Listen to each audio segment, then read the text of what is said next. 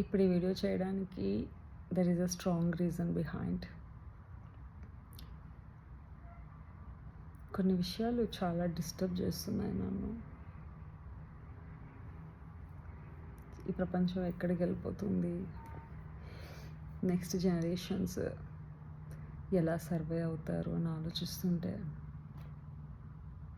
Artificial intelligence వచ్చి current జాబ్స్ని replace చేయగలవు, కానీ రోబోస్ అయితే ఫ్యూచర్ జనరేషన్స్గా పుట్టలేరు కదా. మనుషులే కదా పుట్టేది. అసలు మనం డైలీ హెల్దీ అనుకుని తినే ఫుడ్లో మనం బ్లైండ్గా వెళ్ళి షాప్స్లో హెల్దీ ఫుడ్ అనుకుని చాలా డేంజరస్ ఫుడ్ని తీసుకుంటున్నాము డైలీ మన ఫుడ్లో. ఈ బిజినెస్ చేసే వాళ్ళందరూ, ఎస్పెషల్లీ ఫుడ్ ఇండస్ట్రీలో ఉన్న వాళ్ళందరూ డబ్బులు సంపాదించాలనే ఒక్క ఉద్దేశం తప్ప ఇది హ్యూమన్కి, పబ్లిక్కి ఎటువంటి చెడు వస్తుంది అనేది అసలు ఎవరు ఆలోచించట్లేదు. I have just seen few Instagram influencers are fighting against this. అది ఎలా అంటే, there are few food items, మనం తినే లేస్ కానీ ఐస్ క్రీమ్ని మనం ఎంతో ఇష్టంగా పిల్లలకి కూడా కొని పెడుతుంటాము.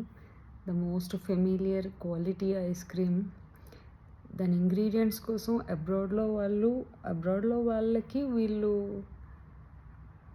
మంచి హెల్దీ ఇంగ్రీడియంట్స్తో ఐస్ క్రీమ్స్ అవి చేసి బిజినెస్ చేస్తున్నారు. But only in India ice creams కానీ చిప్స్ కానీ they are making it with palm oil, original ingredients కాకుండా ఫేక్ ఇంగ్రీడియంట్స్తో చేస్తున్నారంట.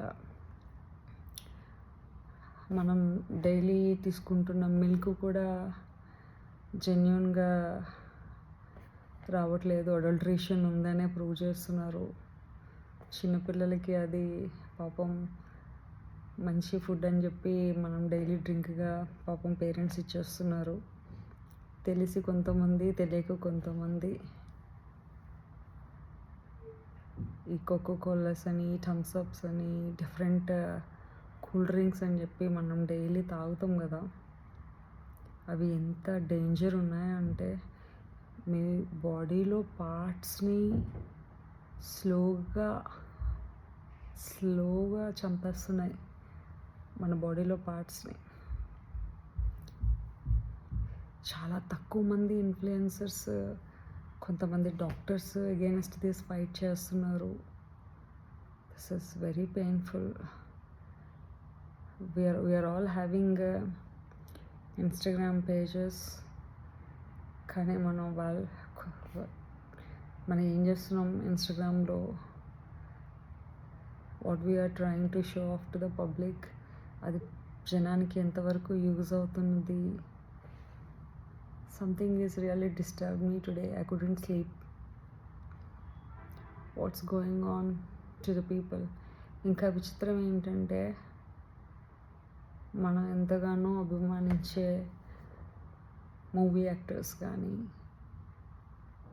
అండ్ ఆల్ ఇండస్ట్రీస్, అవి ఎంతో డేంజరస్ అని తెలిసి కూడా మీకోసం చచ్చిపోయి ఎంతమంది ఫ్యాన్స్ ఉంటారు. మీ మూవీస్ వస్తే ఈ ఫ్యాన్స్ వాళ్ళ ప్రాణాలకి సైతం అడ్డుపెట్టి టికెట్స్ అవి వాళ్ళు ఏం సంపాదించుకుంటారో తెలియదు, కానీ మూవీస్ మాత్రం చూస్తారు. బట్ మీరు చేసే అడ్వర్టైజ్మెంట్స్ వల్ల పీపుల్కి బిజినెస్ పెరుగుతుంది, కానీ ఒక కామన్ పర్సన్ ఒక 2,000 పెట్టి ఇన్సూరెన్స్ కూడా తీసుకోలేని ఒక పర్సన్ హెల్త్ సంగతి ఎవరు who will take care of? నెలకి 15,000-20,000 ఎర్న్ చేసుకునేవాడు 10 రూపాయలకి కూల్ డ్రింక్ వస్తుంది కదా అని చెప్పి తాగి వాళ్ళ పిల్లలకి అదేదో సెలబ్రేషన్ లాగా ఒకేషన్స్కి, లేకపోతే వెళ్ళి కూల్ డ్రింక్ తాగు అని చెప్పి ఒక 10 రూపీస్, 15 రూపీస్, 20 రూపీస్ ఇస్తే అది వెళ్ళి ఆ పిల్లలు తాగి అసలు ఏమైపోతున్నారు? అసలు ఇది ఆగుతుందా? మంచి చేయాల్సిన వాళ్ళు తెలిసి చెడు చేస్తే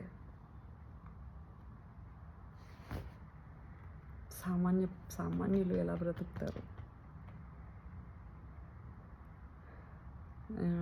మీరందరూ కూడా వీలైతే కొంచెం మంది ఇన్ఫ్లుయెన్సర్ని, షో చేసే ఇన్ఫ్లుయెన్సర్స్ని కాకుండా కొంచెం హెల్త్ కోసం చెప్పే డాక్టర్స్ ఉన్నారు, హెల్త్ కోసం పోరాడుతున్న ఇన్ఫ్లుయెన్సర్స్ ఉన్నారు, ఫుడ్ ఫార్మర్ అని, బాడీ డిటాక్స్ అని, ఐ థింక్ డాక్టర్ శివరంజని గారు, ఇలా చాలామంది డాక్టర్స్ని నేను చూశాను. They always keep telling about good things, what to eat, what not to eat, and behalf of all of us. మనందరి కోసం వాళ్ళు ఫైట్ చేస్తున్నారు మనకు తెలియకుండానే. వాళ్ళు కదా రియల్ హీరోస్.